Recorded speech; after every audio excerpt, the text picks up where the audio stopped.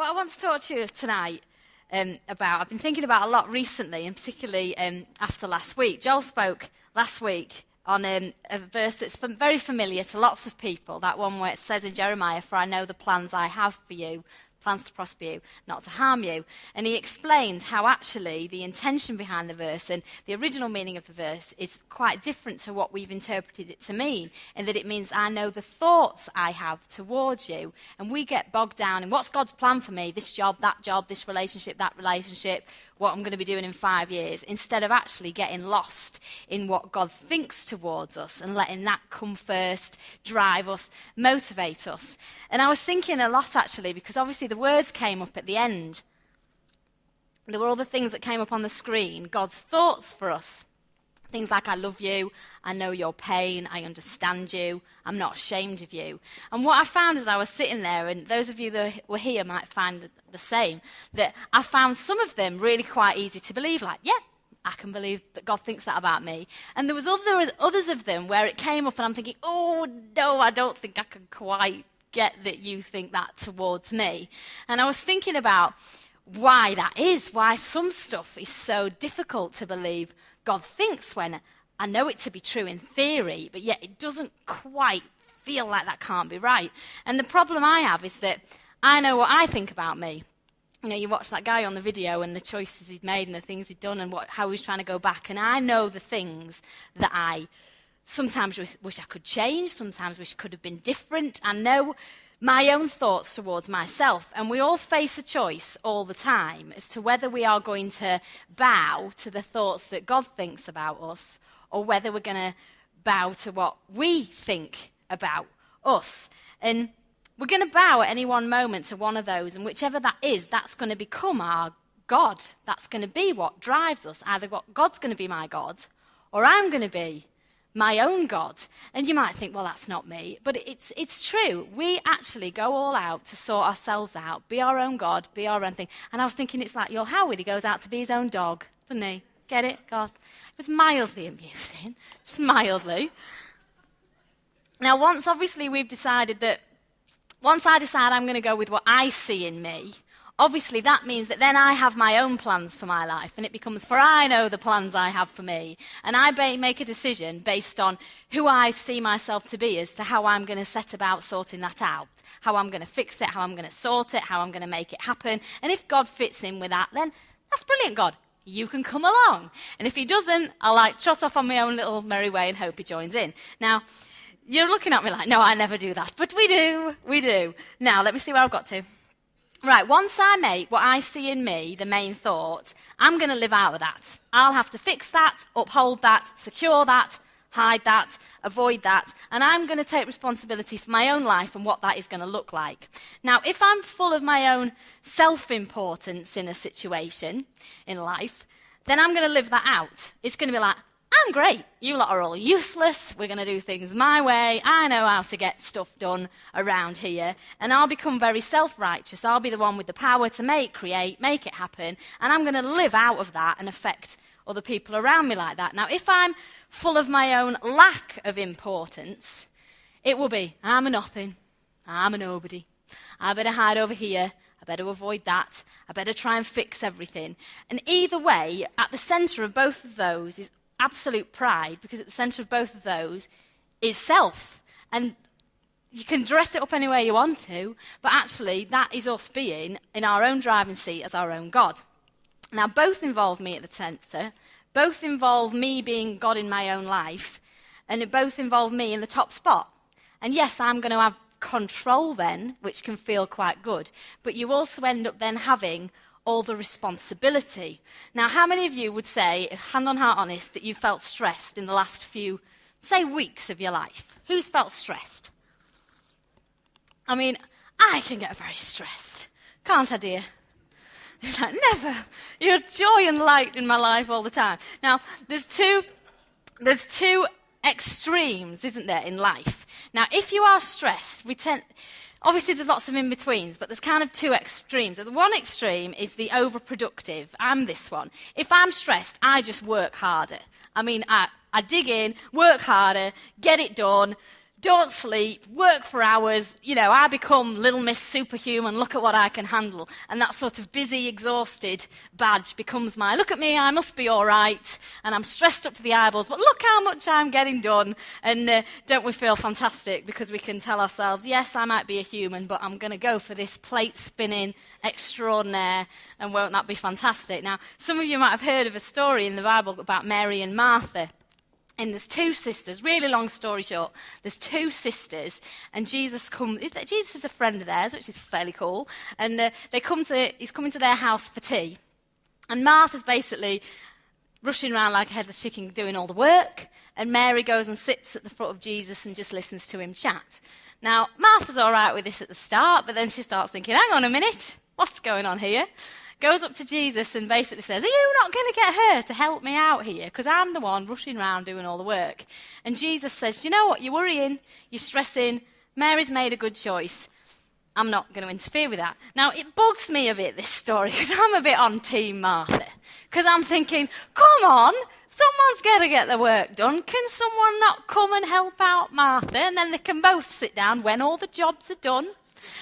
Then they can both sit down and they can both have a nice relaxing chat with Jesus. But let's get all the stuff done first, and then they can both chill out. And even as I'm saying it, you're like, I hear how flawed my own argument is, but I know I'm not the only one in here that does it. And she basically obviously ends up resentful because it just doesn't work, that way of living. And she's choosing to be, this is what I wrote down today, she's choosing to be there for Jesus rather than to be with Jesus. Her life's become basically about what you can do to make it look like everything's in place, but actually you're sacrificing your relationships. And some of us substitute our relationship with God and others just like this. I work long hours, and I can say I do it for my family, and I do it for the pupil. I'm a teacher, so I do it for all the students I teach to get them their results. But if I'm also honest, there's been times over the last few years where I work long hours because actually it's been a place where I've been able to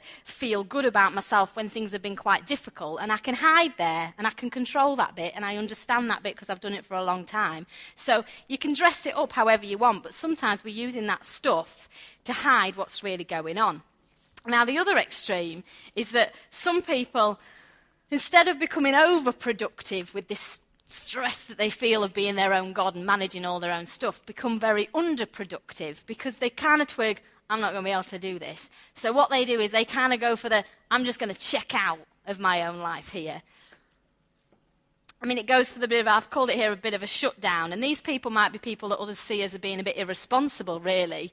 It's like they've sort of, they learned somewhere to think that we can't get it right, so let's just avoid it and pretend it doesn't exist. And some of you in here are excellent at avoiding things. Anyone prepared to admit that?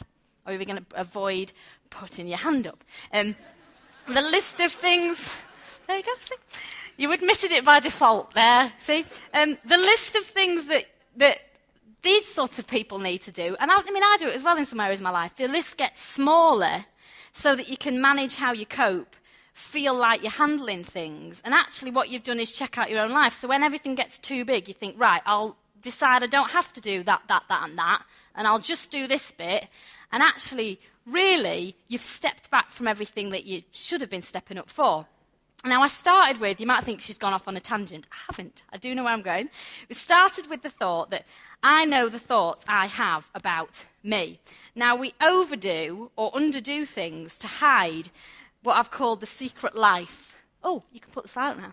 The secret life going on within us as we try to deal with one prevailing thought that I think a lot of us have about ourselves. In fact, I would say all of us have it about ourselves at some point. The basic thought that we can have about ourselves all the time is one that starts with, I am not. It might be, I am not lovable, I am not seen, heard, understood, able, accepted, free. Somehow or other, I am not enough. So God says you're this, and we say, oh, no, I'm not. And then we carry on this pantomime of trying to be enough in our own eyes, because really, we're not that keen on ourselves or that comfortable in our own skin. Now, I know some of you in here tonight aren't there right now, but I'll tell you what, we all go there. And many of us go there a heck of a lot, and some live there because actually, sometimes we can be in this place where we don't feel like we are enough, but yet we can put everything around our lives to make it look all pretty and like, look, I'm actually really sorted, I'm really okay. But deep down, you know whether or not you are comfortable in your own skin. And when all that stuff's stripped away, some of us in here, our biggest problem is still with ourselves. Now, we're bombarded with images all the time of what enough looks like in its various forms, and don't we compare? You know, we do the dot to dots, don't we? If I get that, if I am that, that makes enough. And then we see all the gaps, don't we? And we all want to feel like we are somebody who is lovable and seen and understood. And we draw on any experience available to us to help us with that, because that's what we're all craving. And all the while, you know, the cross screams out, this is what you're worth, this is how much you're loved, this is who you are. And yet, we can't get past how we see ourselves. Now, guilt is what you feel when you do something bad. And shame, which is a huge word, but I've been thinking about it loads recently, shame is what we feel when we think that fundamentally I am bad. Not I've done something bad, but that sense in which I am not. Something about me is intrinsically not. Now, if you've experienced shame, and I think a lot of us have to a certain extent, it is a very, very overwhelming emotion. Really overwhelming. It's that thing that makes you want to crawl out of your own skin, that thing that makes you want to hide, that thing that you don't want others to see.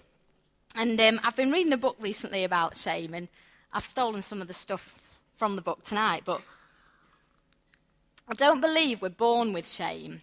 You know, we learn it, don't we? We learn through our life. Those voices come into our life to tell us what's enough, what's not enough. And we actually sit, and I see my little lad's 8. And I've just started recently, he's just started recently talking about things that he finds embarrassing.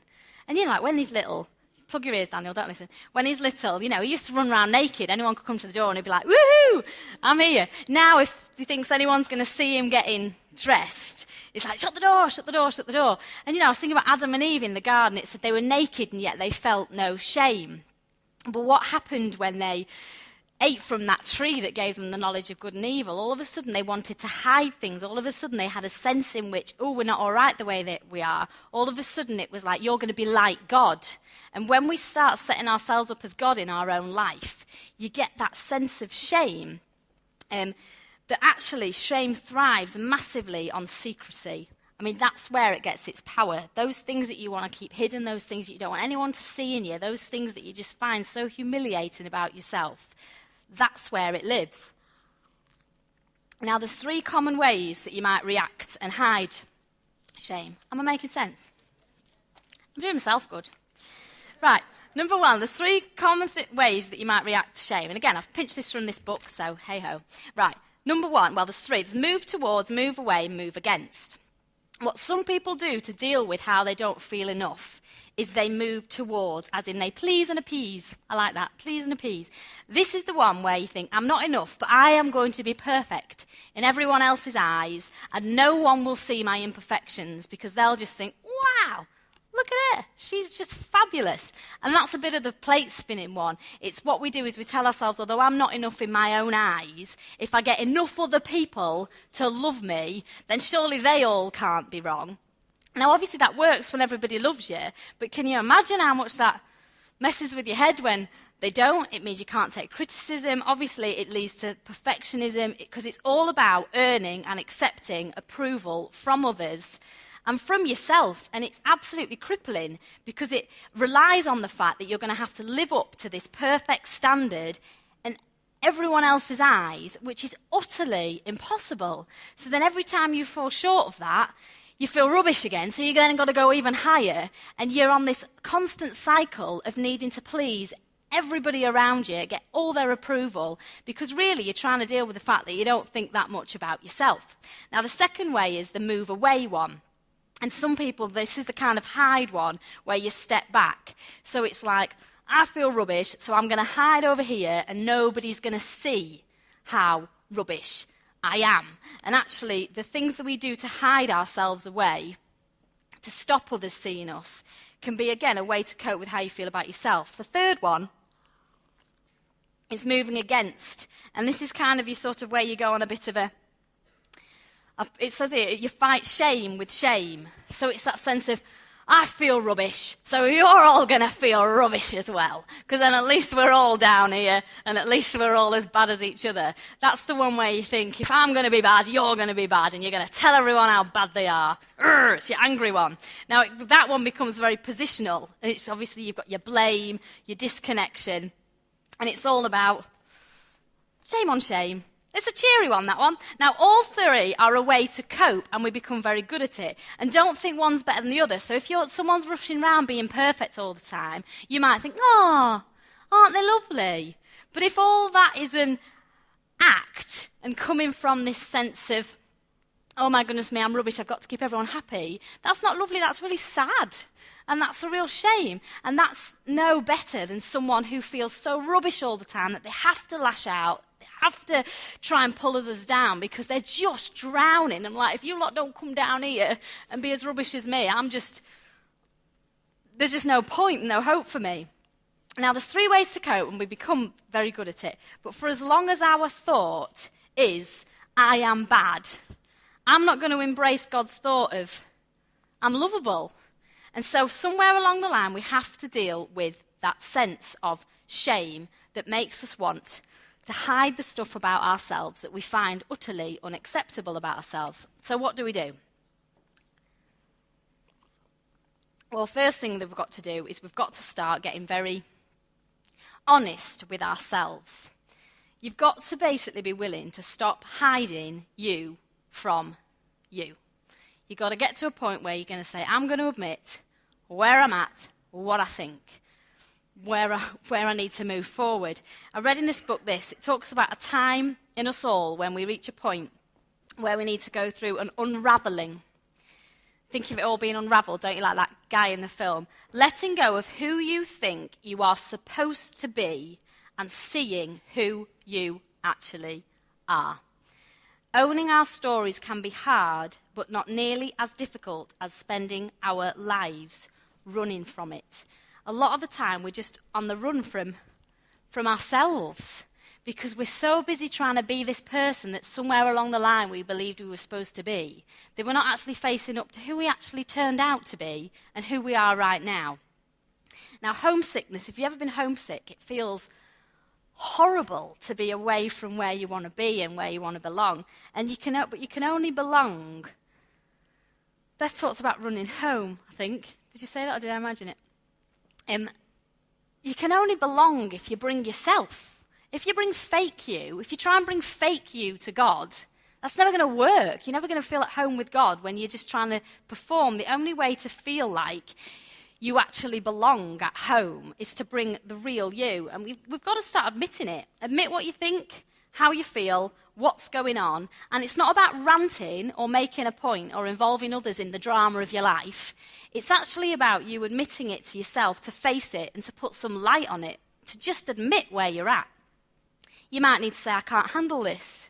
You might need to say, I need help, or I'm angry, or I'm hurt, or I just don't get it anymore, or I'm this, I'm that. I'm not saying go and announce it to the world, but I'll tell you what, you need to start by admitting it to yourself, and then you need to share it with somebody else. Because if shame thrives on secrecy, for as long as you keep that a secret, it is going to destroy you internally. You're never going to have the light on it. It takes masses and masses of courage. Masses of courage, because it actually involves you making yourself very vulnerable and not being your own God anymore. It actually involves you laying that down and admitting you need help. Now, there's a wonderful line in a song, I think it is, that says, there's a crack in everything. That's how the light gets in. And you know, again, I read in this book, if you stand outside of your own story, your worth will always stay a secret, as it's in these imperfections that we find grace.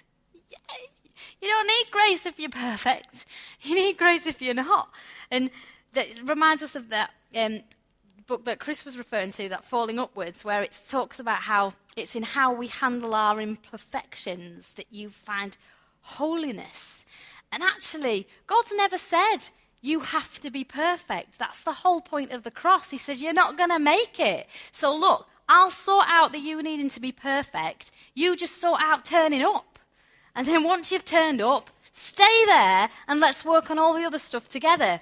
Now, everything in your life, every single thing in your life, no matter how old you are, how young you are, how in between you are, every single thing in your life has brought you to now. Everything. Everything, absolutely everything has brought you to now. And you know what? Now is all you have. Now is all you have. You can't go back and rewind the story. You can't change the decisions you made. You can't change the decisions other people made. You've only got where it got you now. But that is your gift, because you all have now. And you all have a choice as to how you respond to now. And that's the only choice you've got. And all the energy we spend trying to retrace our steps, you can't. But what you can do is be here now and go from here. The you that you are now is the only you have to work with. There isn't another one, because this is what you've got. Whatever state you're in, whatever has happened, you're your own gift because you're here. And you can move forward from here. The past can't be erased, but it can be redeemed in the part you choose to play in your story from now on. Now, the next key is that when we get caught in these moments, we have to stay caught, because there are moments for all of us when the true you just pops up. You see it, don't you? You get a glimmer, you're like, oh, I didn't like the look of that, me. Let's just put that one back away again. Now, in those moments, we have a choice to actually say, right, I've just seen myself there. I'm going to have a good look at myself and work it out. Because life shows us the truth about ourselves if we're willing to catch those moments. There was the woman who was caught in the act of adultery in the Bible. And she's obviously dragged out. There was her. Presumably there was the bloke as well.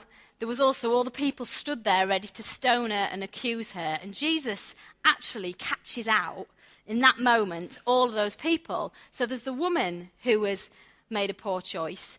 He also exposes the fact that those there are judging her are making a poor choice. But what's interesting to me is that although in the moment they're all exposed, other than the woman, the rest of them walk away. And she's actually the only one who ends up getting free out of the experience, because she's prepared to see it, to get caught by Jesus, and then to actually admit, yeah, you're right. You're right, Jesus. And she is the one that gets free. The others just trot off. And guess what? They'll still stay the same. They'll still think this, that, and the other. Because actually, when their moment came where they could have thought, whoa, this guy's got a point. This guy's got a really good point here, and I need to put this right. They chose to walk away. There's a verse in the Bible in James that talks about looking at yourself in the mirror and then walking away and forgetting what you look like. And it talks about how when we come to the Word of God, and think of that being Jesus, the Word made flesh, when we come to the Word and look at Jesus, if we're not prepared to actually look at what that reflects back on ourselves, we'll end up walking away like we would from a mirror and then forgetting what we look like. But don't you find, sometimes you look in the mirror and think, yeah, I look all right. And other times you think, oh, don't look good. And when you see something that you don't like about the way you look in a mirror, you want to walk away. But actually what it's saying is, do you know what? When we see the stuff we don't like, that's when we have to choose to stay, to look at it, and to actually admit where we're at. Now, we're all in the same boat. Yay! Yay! Because actually, our humanity, doesn't it bring ups and it brings downs? But do you know what? None of you in here tonight are worse than anybody else. And some of you don't believe that, so I'm going to say it again. None of you in here are worse than anybody else. But also, none of you in here are better than anybody else. We are all in the same boat. None of us are perfect. We are all human beings. But we all have the same grace extended to us from a loving Father. We all have the same cross that works on our behalf. We are all the same. So we don't have to compete and compare and be as good as or be better than, because actually we're all completely the same, which is amazing. Now, Hebrews 2 says this. It's crucial that we keep a firm grip on what we've heard so we don't drift off.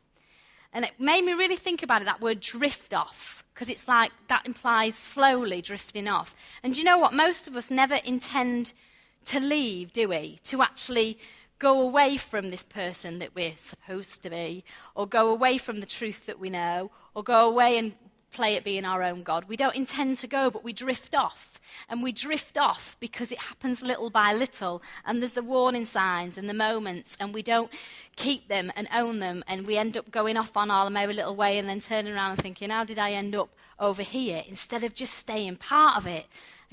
I know I've said it before, but part of the us and part of the team and part of the, we're all loved, God loves us, let's just stay together sharing our stories. I'm nearly there. Right.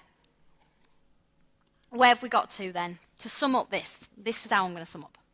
We need to quit being our own God, and we need to surrender. And some of you, like me, and I've had to admit this to myself recently, we need to back off with our superhero act. We need to just back off, because it's basically a lack of trust. We're not trusting in that fourth man in our lives that we heard about the other week. We're not trusting in any kind of supernatural. It's mine and I've got to fix it and I've got to sort it. You can't. And we need to back off trying to be superhuman and let God be God again. Some of you in here tonight need to quit dumbing down your life in order to risk messing things up and not being able to cope. And you need to get back to giving everything a go that you know you've got in your hand to do. Because both of those, whether you're doing too much of the stuff that don't matter or you're not doing enough of the stuff, it's all about trying to do it yourself. It's like a do-it-yourself job instead of letting God be God in your own life. We're not designed to be our own God. We're not designed to be our own God because we're not God. We're not God. And we're designed to live in this wonderful partnership, and yet we insist on doing some stuff by ourselves and being in the driving seat. And actually, we need to just twig that we can't do it. You cannot control everything in your life. We just can't. So we need to quit trying and stop trying to fix ourselves. Now, the prodigal son comes home. I know I'm referencing random stories here that I've not got time to read, but there's a wonderful story in the Bible of the prodigal son who he comes home and he makes his own choice to go off and do his own thing for a while. Decides to come back, and as he comes back, he says that I am not fit to be. So we've got that I am not. And you know what? He could have stayed away, couldn't he? He could have easily stayed away, because he could have felt so much shame at the choice he'd made and where he'd got to and how he'd got there. And he could have stayed away thinking, I'm not going to let them see that it didn't work out as I'd planned. Because I bet he was all arrogant when he was leaving. Woohoo, I'm going to go do my own thing. It's going to be brilliant. But I had this wonderful thought this week when I was preparing it, that in sharing his shame, in being willing to admit where he'd fallen short, he took away its power to keep him from home. And some of you, if you are willing to admit where you have got to, which you probably never intended to get there, but if you're willing to admit where you've got to and what you actually think and who you actually are, not who you think you're supposed to be or what you'd like everybody else to think you are, you will actually take away some of the power of that shame to keep dominating your thoughts, to keep overriding those thoughts that God has about you, and it will help you to come home. It will help you to come where you belong. And it happens when we tell all of our story. When we own it, admit everything that's got up to us to here, come to God and say, do you know what? Everything I am belongs to you. Everything I am belongs to you. And there's things I might wish were different, but it's still all yours, and you can still all cover it. I've read a definition of grace this week. It says, to be known, to be forgiven, and to still be wanted. And when someone wants you for all the stuff that you hate about yourself, doesn't that mean a lot more than when someone wants you for the stuff that you just present as, look at me? Because that's real wanting, isn't it? I mean, that's incredible. And I am amazed that God still loves me. Yay! And we need to be how amazing is it that God still loves us with some of the stuff that we've done, seen, thought, been. And I said earlier that the cracks are where the light gets in, but I also read it a different way this week, and it says wounds are where love gets in. And the stuff in your life that you see as the broken, the shameful scars, all that stuff that you want to hide, that's your very doorway to finding this grace and this Saviour that you've been hearing about. Some of you feel so ashamed, and I know you do, and I know how that feels, that you live your life mostly in the shadows you have made for yourself to hide in. And it's a horrible place, it really is, and nobody really knows your stuff, and it's kept under lock and key. And my question tonight is, when are you going to show up for your life that you're missing and be the hero of your own story and just own it all? And own it all. Instead of your secret life filled with all that you're not, you can uncover the secret that you've been hiding from yourself, that it is finished. Because your shame was carried on the cross. I've had this verse up all the way through, and it was very deliberate. In Isaiah 50, it says, I did not hide my face from shame. And it's prophesying about Jesus on the cross. And the line actually said, I did not hide my face from shame and spitting. And in the Hebrew culture, spitting was a real sign of being shamed and humiliated and disgraced. It was a really, really kind of one of the worst things you could do. And on the cross, and during that lead up to the cross, Jesus was spat on. He was spat on, and all that shame, that sense of, everything that we are not in our humanity was put on him. And the reason why he did that was because he doesn't want us to have to carry that. He wanted to sort that out for us so that we could always know our own worth and always have that sense of, I'm enough. And not because we get it perfect, but because somebody has carried and sorted out the shame for us. He's enough, and so are you, and we have to learn how to run home with our heads held high. And so how I want to close tonight, I know that Joel's going to come and sing with Danny a song about coming home. But I want you to remind you of one line that I said, in choosing to share his shame, he took away its power to keep him from home. Some of you tonight need to get the secret out. Not because I want you to come here and announce all your secrets. I don't want that at all. But some of you need to start tonight with admitting where you're actually at. Not where you're supposed to be at, but where you're actually at. And in owning that, you are going to find that some of the power that has had to make you feel so small and like you so want to hide is going to be broken. And actually after that, you need to be willing to share it with somebody else, because in going through that process, you're going to find a greater power in your life and you're going to find a breakthrough. I know it. I absolutely believe it with all my heart. So as he sings, is it just you? As Joel sings, how I'd love you to respond tonight to start yourself on this journey is in your heart as Joel sings tonight, that thing that you've not wanted to admit to yourself. Will you just in your own heart tonight, just admit it and own where you're at and own this part of your story? And will you be willing afterwards to talk to someone else about it and actually move on from here? Just before we close, I want to pray. That's all right. What do you mean if that's all right? Of course it's all right. It's a good idea. What am I asking you permission for? I want to pray.